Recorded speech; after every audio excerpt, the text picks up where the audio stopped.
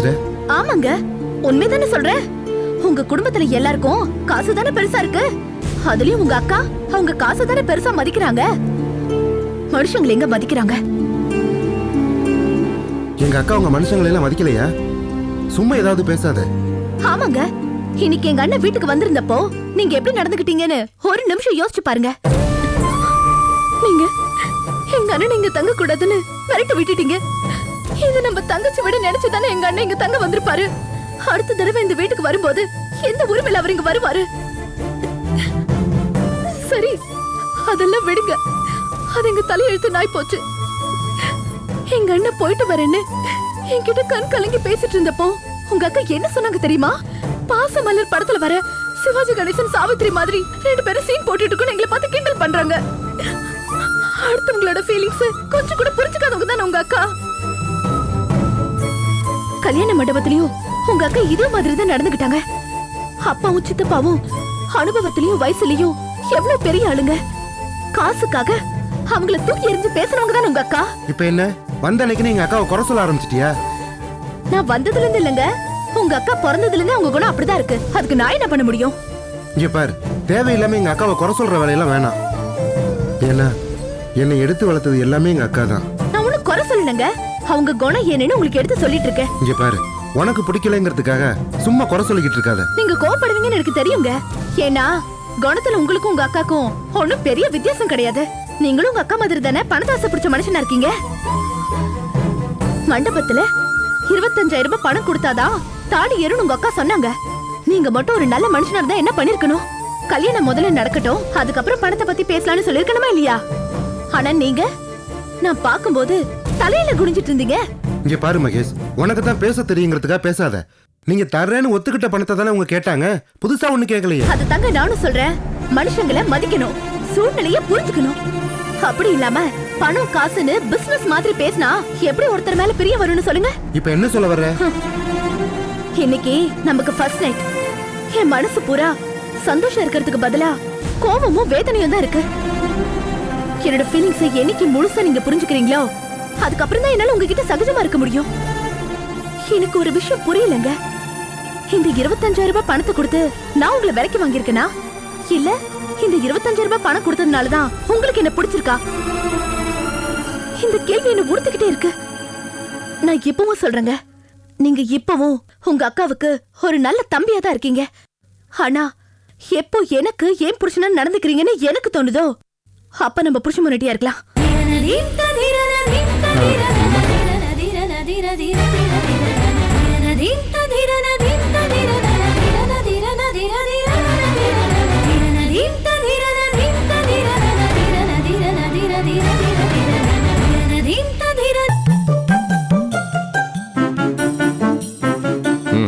எல்லாம் நிம்மதியா படுத்து தூங்குது. அப்பா, வீட்டை கட்டிப்பாரு கல்யாணத்தை பண்ணிப்பாருன்னு சொல்லுவாங்க. இந்த ஒரு கல்யாணத்தை பண்றதுக்குள்ளே போதும் போதும் ஆகி போச்சு. ஏன் ஐயா அப்படி என்ன வெட்டி முடிச்சிட்டீங்களா? என்ன இப்படி கேட்ட? கல்யாண மண்டபத்தில் அங்கங்கே பிஸியா ஓடி அலைஞ்சது, 4 வேளை மூக்கு முட்டை சாப்பிட்டது, சம்மந்தி கூட விரட்டி விரட்டி சண்டை போட்டது, இதெல்லாம் பத்தாம ஒரு வேலையும் செய்யாம எல்லா வேலையும் நான் தான் செஞ்ச மாதிரி சீனா போட்டுட்டு இருந்தேனே, அது என்ன சாதாரணமான விஷயமா? அதையெல்லாம் மீறி எவ்வளவு பெரிய தியாகம் வேற பண்ணிருக்கிறேன். இப்போ தியாகமா? பின்ன நம்ம படுத்திருக்கிற ரூம்ல இப்ப அவங்க எல்லாம் படுத்திருக்காங்க. இது எவ்வளவு பெரிய தியாகம். உங்களுக்கு உங்க கவலை. ஏன் வேற என்ன கவலை இருக்கு? விடிஞ்சா அத்தனை கடங்காரனும் நம்ம வீட்டு வாசப்படியில வந்து நிப்பாங்க. அச்சோ, இவ்வளவு முக்கியமான விஷயத்தை இவ்வளவு மெதுவா சொல்லிக்கிட்டு இருக்க. சரி, இப்ப பணத்துக்கு என்ன பண்ண போற? அதையும் வந்து என்கிட்டயே கேளுங்க. பணத்தை வாங்கும் போது மட்டும் ஈன்னு பல்ல காட்டி வாங்கிட்டு இப்ப திருப்பி குடுக்கறதுக்கு யோசனை பண்றீங்களே, உங்களுக்கு கொஞ்சம் கூட அக்கறையா இல்லையா? நீ என்ன இன்னும் கடன் வட்டி வசூல் பண்ண வந்த கடன்கார மாதிரி பேசிட்டு இருக்க? சரி, இப்ப பணத்துக்கு என்ன பண்ண போற? அத பத்தி நீங்க எங்க கவலைப்படுறீங்க? வாழைப்பழத்தை சாப்பிட்டு அப்படி ஓரமா உட்காருங்க, நான் கவலைப்பட்டுக்கிறேன், நான் யோசிச்சுக்கிறேன். Thank you. இத பாருங்க, இவ்வளவு பணம் செலவு செஞ்சு அந்த பொண்ணை கல்யாணம் பண்ணி எதுக்காக வீட்டுக்கு கூட்டிட்டு வந்திருக்கோம்? அவகிட்ட வாங்கிக்க வேண்டியதான். அவகிட்ட அவ்வளவு பணம் இருக்குமா? உங்க மூஞ்சி, பணம் இல்லன்னா என்னங்க? நகை போட்டு வந்திருக்கால, அத வாங்கி பணமாக்கிக்க வேண்டியதுதான். இப்பதான் கல்யாணமே உள்ள வந்திருக்கா, உடனே குடுன்னு கேட்ட நகையை மொத்தம் கொடுத்துருவாளா? இத பாருங்க, தாலி கட்டணும்னே அவ நம்ம பேச்சுதான் கேட்டாகணும். அதுவும் இல்லாம இப்ப முதல் ராத்திரி வேற நடக்க போகுது. நிச்சயமா அவ நம்ம பேச்ச மீறவே முடியாது. சரி, இப்ப நமக்கு மொத்தம் எவ்வளவு கடன் இருக்கு? ஒரு 58,000 ரூபாய் இருக்குங்க. அப்போ எவ்வளவு நகையை வாங்கி அடகு வைக்கிறது? அடகு வைக்கிறதா? சீ, தெரியாம தான் கேக்குறேன். கல்யாணம் இத்தனை வருஷம் ஆகுதே, எங்கிட்ட இருக்கிற அறிவுல கொஞ்சமாவது உங்களுக்கு வந்திருக்க வேண்டாம்? அடகு வைக்க போறாராம். அடகு வச்சுட்டா அது மீட்டறதுக்கு பணத்துக்கு எங்க போறது? இப்ப பணத்துக்கு என்ன பண்றது? அவகிட்ட இருக்கிற நகையை வாங்கி வித்துற வேண்டியதுதாங்க. அப்போ எவ்வளவு பவுன் நகையை வாங்கினா சரியா இருக்கும்? 58,000 ரூபாய் கடன் இருக்குன்னா ஒரு 5 பவுன் நகை வாங்கினா கரெக்டா இருக்குங்க. அவகிட்ட அந்த 5 பவுன் நகையை வாங்கி வித்துட்டோன்னு வச்சுக்கோங்க, அதுல வர பணத்துல கடன் அடைச்சிடலாம். மிச்ச பணத்தை நம்ம கை செலவுக்கு வச்சுக்கலாங்க. ஐடியா எல்லாம் நல்லா தான் இருக்கு. இந்த மேட்டரை எப்படி மகேஷ் ஆரம்பிப்ப? எனக்கு இது சுத்தி வளைச்சு பேசுறதெல்லாம் பிடிக்காது. நச்சுன்னு பொட்டுல அடிச்ச மாதிரி 5 பவுன் நகையை கொடு, விக்கணும்னு சொல்ல போறேன். ஓகே, அப்ப நம்ம கையில நாளைக்கு காசு வந்துரும். விட்ட இடத்த பிடிச்சிடலாம்ல? அது என்ன விட்ட இடத்த பிடிச்சிடலாம்? இன்னைக்கு நம்ம இடத்துல தானே அவங்க படுத்திருக்காங்க, நாளைக்கு அதே இடத்துல நம்ம செட்டில் ஆயிட வேண்டியதா?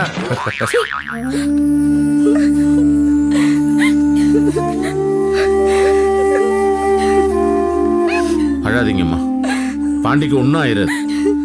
தலையில கொஞ்சம் பலமா அடிபட்டு இருக்கு, ஆனா டாக்டர் ஆபத்து எதுவும் இல்லைன்னு சொல்லியிருக்காரு. சீக்கிரமாவே குணமாயிடும். நாங்க எப்ப போய் பார்க்கலாம் பெரியப்பா? காலையில, நாளை காலையில போலாம். நம்ம குடும்பத்துக்கு மட்டும் ஏன் இப்படி வரிசையா சோதனை வருது? நம்ம யாருக்கு என்ன கெடுதல் பண்ண பெரியப்பா? இப்படிதான் எல்லாரும் சொல்றோம். ஏன் எனக்கு மட்டும் கஷ்டம் வருது? இல்லம்மா, எல்லாருக்கும் கஷ்டங்கள் வருது, சோதனைகள் வருது. அதை நம்ம எப்படி எடுத்துக்கிறோங்கிறத பொறுத்து தான் இருக்கு. ஆனா ஒண்ணு, யார் செஞ்ச புண்ணியமோ சமயத்துல அந்த தம்பி மூர்த்தி வந்து பாண்டிய காப்பாத்தி ஆஸ்பத்திரியில சேர்த்திருக்கான். இல்லைன்னா நிலைமை ரொம்ப மோசமா போயிருக்கும். ஒண்ணு கவனிச்சியா கோபி, நம்ம குடும்பத்துக்கு யார் பிரச்சனை பண்ணுவாங்கன்னு நினைச்சோமோ அவங்க தான் நமக்கு நல்லது பண்றாங்க. அந்த மூர்த்தி மயில் அவனை தப்பா புரிஞ்சுக்கிட்டு காமுவை பாடா படுத்தினான். அதே மாதிரிதான் மலர், நம்ம எல்லாரும் அவங்கள தப்பா பேசணும். மயில் அவளை பிரச்சனையாக்கி ஒன்ன பாடா படுத்தினான். இவங்க 2 பேருமே நம்ம பேசுனது எதையும் மனசுல வச்சுக்காம நமக்கு நல்லது பண்றாங்க. அதே நேரத்துல நம்ம அவங்கன்னு நினைச்சமே குடும்பத்தை சில பேரை அவங்க தான் பிரச்சனையே உண்டு பண்றாங்க. ஆமாப்பா, காமு விஷயத்துல நான் அந்த மூர்த்தி கிட்ட போய் தனியா பேசினதுக்கு அப்புறம் அப்படியே ஒதுங்கிட்டாப்ல. அதுக்கப்புறம் காமுவை பார்க்கவே இல்லை. அன்னைக்கு காய்கறி வாங்குறதுக்கா அந்த வீட்டு கதவை போய் தட்டினப்ப அங்க மூர்த்தியை பார்த்தோன்னு ஷாக் ஆயிட்டேன். ஆனா அவர் பழசையெல்லாம் மறந்துட்டு ஓடோடி வந்து ஹெல்ப் பண்ணாப்ல.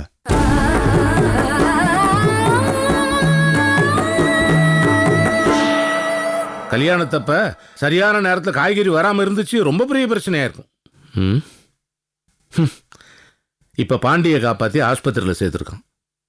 உண்மையிலேயே அந்த தம்பிக்கு எவ்வளவு நல்ல மனசு இருந்தா தன்னை அடிச்சவனுக்கு உதவி பண்ணணும்னு தோணும்.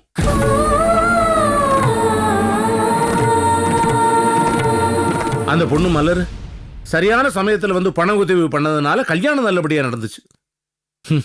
இந்த வயசுல எவ்வளவு பொறுப்பா இருக்காங்கல்ல. அதை விட மகாவை எவ்வளவு பெரிய ஆபத்துல இருந்து காப்பாத்திருக்காங்க. சரியான நேரத்துல இபி வேன்ல ஆளுங்களோட வரல, மகா நிலைமை என்ன இருக்கும் நினைச்சு கூட என்னால பார்க்க முடியும்.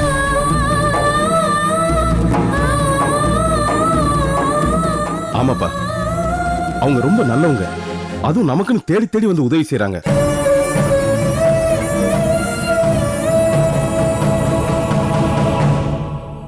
இந்த மாதிரி நல்லவங்களை பார்க்கறதே ரொம்ப அபூர்வம்ப்பா. கோபி, என்னை பொறுத்தவரை நம்ம பெருசா காசு பணம் சேர்க்க வேண்டாம்ப்பா. இந்த மாதிரி நல்லவங்க நம்ம சுத்தி இருக்கிறதே பெரிய கொடுப்புன்னு. உண்மைதான்ப்பா.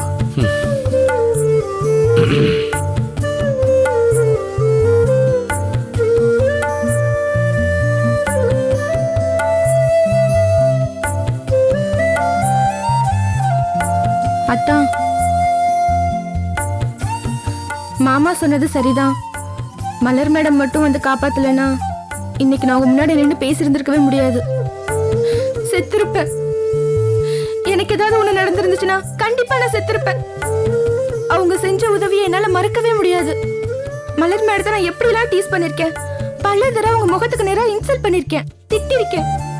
ஆனா அவங்க அதையெல்லாம் மனசுல வச்சுக்காம என்னை காப்பாத்தினாங்க. சந்தேகமே இல்லாம அவங்க ஒரு நல்ல கேரக்டர் தான். அவங்களுக்கு நான் ரொம்ப கடமைப்பட்டிருக்கேன். ஆனாலும் எனக்கு அவங்கள பிடிக்கல. அவங்கள உங்களோட சேர்த்து பார்த்தா எனக்கு சுத்தமா அவங்கள பிடிக்கல. எனக்கு எவ்வளவு உதவி செஞ்சிருந்தாலும் அவங்க மேல இருக்க கோவம் போக மாட்டேங்குது. ஒருவேளை உங்களுக்கும் அவங்களுக்கும் எந்த சம்பந்தமும் இல்லாம இருந்திருந்துச்சுன்னா எனக்கு அவங்கள ரொம்ப பிடிச்சிருந்திருக்கும். ஆனா எப்ப அவங்க உங்களோட பழகுறவங்களா இருக்காங்களோ, அவங்க எவ்வளவு பெரிய விஷயம் பண்ணாலும் எனக்கு பிடிக்கலட்டா, கோபம் தான் வருது. இப்ப மாமா உங்களை புகழ்ந்து சொன்னதெல்லாம் ஒவ்வொரு வார்த்தையும் உண்மைதான். ஆனா அதுக்கு நீங்க சரி சரின்னு சொல்லி சந்தோஷமா தலையாட்டினதை பாக்குறப்போ எனக்கு எப்படி இருந்துச்சு தெரியுமா? அது எனக்கு பிடிக்கலட்டா. அந்த மலர் எவ்வளவு வேணா நல்லவங்களா இருந்துட்டு போட்டோம், ஆனாலும் அவங்களை என்னால ஏத்துக்க முடியல. அதுக்கெல்லாம் காரணம் உங்க மேல நான் அளவு கடந்து அன்பு வச்சிருக்கேன். அதனாலதான் இவ்வளவு பொசிட்டிவா இருக்கேன். இன்னைக்கு நீங்க எனக்காக செஞ்ச விஷயம் அது போதும். சாரிதா, தப்பா எடுத்துக்காதீங்க. நான் அழுகணும், உங்க தோல்ல சாஞ்சு அழுகணும். அதை மட்டும் தடுத்துறாதீங்க.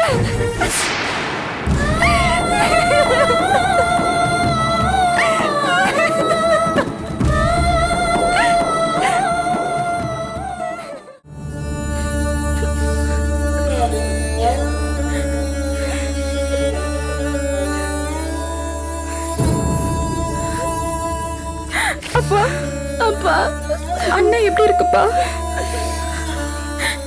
சித்தப்பா டாக்டர் என்ன சொன்னாங்க? ஏதோ ஸ்கேன் எடுத்தாங்களாம், அதோட ரிப்போர்ட் வரணுமா? அதுவும் பெரிய டாக்டர் வந்து தான் சொல்லுவாங்களா? அண்ணன் இப்ப பார்க்க முடியாதாப்பா? உள்ள விட மாட்டேங்கிறாங்க பரம. சித்தப்பா நீங்க சித்தியும் போய் வீட்டு போய் குளிச்சுட்டு வந்துருங்க, நாங்க பாத்துக்கிறோம். போயிட்டு வாங்க சித்தப்பா. பரமு சாப்பாடு கொண்டு வந்திருக்கேல, கூட்டு போய் சாப்பிட வச்சு கூட்டு வந்துரு. நானும் காமும் இருக்கோம். சரிண்ணே, வாங்கப்பா. போயிட்டு வாங்க சித்தி. பாத்துக்கோ கோபி. வாமா.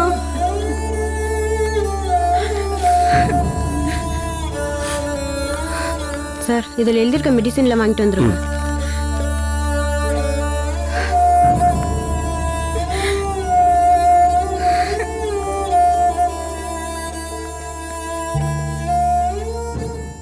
என்னங்க தனியா இருக்கீங்க? இல்லங்க, அண்ணன் மெடிக்கல் ஷாப் வரைக்கும் போயிருக்காங்க. ஓ சரிங்க, அப்ப நான் அப்புறம் வரேங்க. ஆமாங்க, என்னால உங்களுக்கு எந்த பிரச்சனையும் வரக்கூடாது, அந்த ஒரு விஷயத்துல நான் ரொம்ப தெளிவா இருக்கேன். நான் வரேங்க.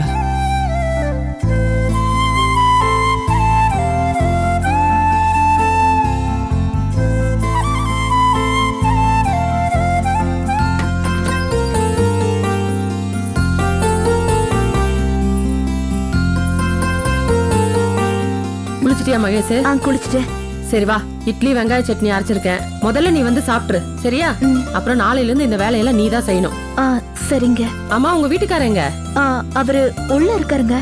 என்ன நீங்க வாங்கன்னு பேசிட்டு இருக்க? இந்த பாரு, அண்ணின்னு கூப்பிடு, அதான் முறை. சரிங்க நீ. மகேஷ், உங்ககிட்ட 5 பவுன்ல தேர்ற மாதிரி என்ன நகை வச்சிருக்க? எதுக்கு? விக்கதான். அது கடன் ரொம்ப ஜாஸ்தி ஆயிடுச்சா? உன் கல்யாணத்துக்கு செலவு பண்ணிதாமா? என் கல்யாணத்துக்கு நீங்க? கல்யாணத்துக்கு செலவாயிடுச்சுன்னா விட்டுற. என்ன கேள்வி கேட்டுட்டு இருக்க?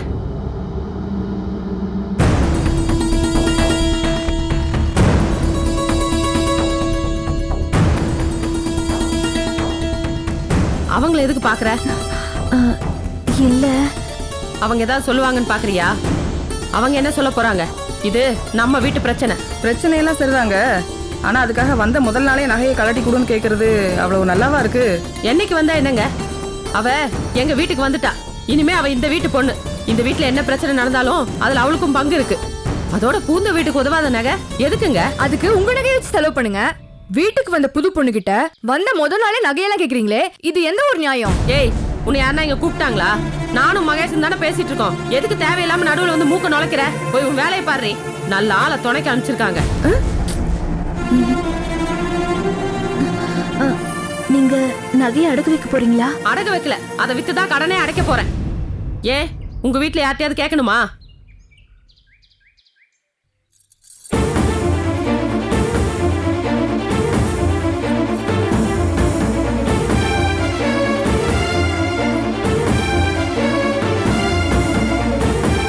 மகேஷ், என்ன நீ கேட்டதும் நகை கட்டி கொடுக்குற? இது சித்தப்பா உனக்கு ஆசையா கொடுத்த நகை. அடகு வைக்கிறேன்னு சொன்னாலும் பரவாயில்ல, விக்கிறேன்னு சொல்றாங்க. ஏய், கொஞ்ச நேரம் வாய மூடுறியா?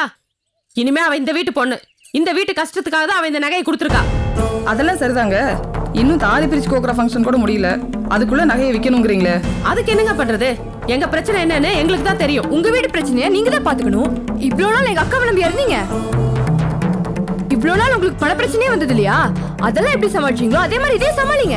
அப்பப்பா நீங்க பண்ற அநியாயம் இந்த உலகத்திலே எங்கேயும் நடக்காது. ஏய் வாய் மூடிட்டு கொஞ்ச நேரம் சும்மா இருடி. நீ இங்க தங்கிட்டு போறதுக்காக வந்திருக்க. அந்த வேலையை மட்டும் பாரு. எங்க குடும்ப விஷயத்துல நீ தலையிடாத. இது பாருங்க, இந்த பொண்ணு என்கிட்ட ரொம்ப வாயாடுது. கொஞ்சம் கண்டிச்சு வைங்க, ஜாக்கிரதை. ஏய் கொஞ்சம் சும்மா இருடி. அத்தை, அவங்க பண்றது கொஞ்சமா நியாயமா இருக்கா? அட்லீஸ்ட் கல்யாணமே 2-3 மாசத்துக்கு அப்புறம் நகை கேட்டா பரவாயில்ல. நேத்து தான் அக்கா வந்திருக்கா, அதுக்குள்ள நகைகள்ட்ட சொல்றாங்களே. இனி இவங்க என்னெல்லாம் பண்ண மாட்டாங்கன்னு என்ன நிச்சயம்? இந்த நகையை செய்ய நம்ம வீட்டுல எவ்வளவு கஷ்டப்படுறாங்க. இதெல்லாம் உங்களுக்கு தெரிஞ்சா எவ்வளவு சங்கடப்படுவாங்க. நீங்க என்ன பெரிய கோடீஸ்வர குடும்பமா? அங்கேயும் இதே கதை தான் நடக்கும். நகை நட்டெல்லாம் நம்ம லெவல்ல இருக்கிற குடும்பத்தாங்களுக்கு மாட்டிட்டு மினுக்கிறதுக்காக இல்ல. கஷ்டம்னு ஒண்ணு வரும்போது அது வித்து செலவு பண்ணத்தான். நீங்க என்னமோ முதல்ல பெரிய ராயல் ஃபேமிலி மாதிரி பேசுனீங்க. ஆனா இப்போ கல்யாணம் பண்ண மறுநாளே பொண்ணோட நகையை வித்து கடன் அடிக்கிற லெவல்ல தான் இருக்கீங்க. ஏய் இது கூட்டு குடும்பம். வரவு செலவு கணக்கெல்லாம் பொதுவாதான் இருக்கும். இத பத்தி உனக்கு என்னடி தெரியும்? ஏதோ வந்தம்மா போனம்மான்னு போயிட்டே இரு. வாய் துடுக்கா பேசுன, நடக்கிறதே வேற. உன் தங்கச்சிக்கு நீயாவது கொஞ்சம் எடுத்து சொல்ல. ராகினி விடுமா. அதான் மகேஷ் எதுவுமே பேசாம நகையை கழட்டி கொடுத்துட்டால. அத்தை, மகேஷ்க்கு வாய் பேச தெரியாது. ஆனா நான் அப்படி இல்ல. தப்புன்னு பட்டா உடனே கேட்டுருவேன். அது யாரா இருந்தாலும் சரி. விடு ராகினி, அவங்க வேற எதுக்கு கேட்டிருந்தாலும் பரவாயில்ல. அவங்க ஒரு கஷ்டம்னு சொல்றப்போ இந்த நகையின் கழுத்துல இருந்தா எனக்கு ரொம்ப உறுத்தலா இருந்திருக்கும். இந்த நகையை நீங்களே வச்சுக்கோங்க. மகேஸ்வரி, உன் குடும்பத்திலேயே மத்த பொண்ணுங்க மாதிரி இல்லாம நீ ஒருத்திதாமா பொறுப்பா நடந்துக்கிற.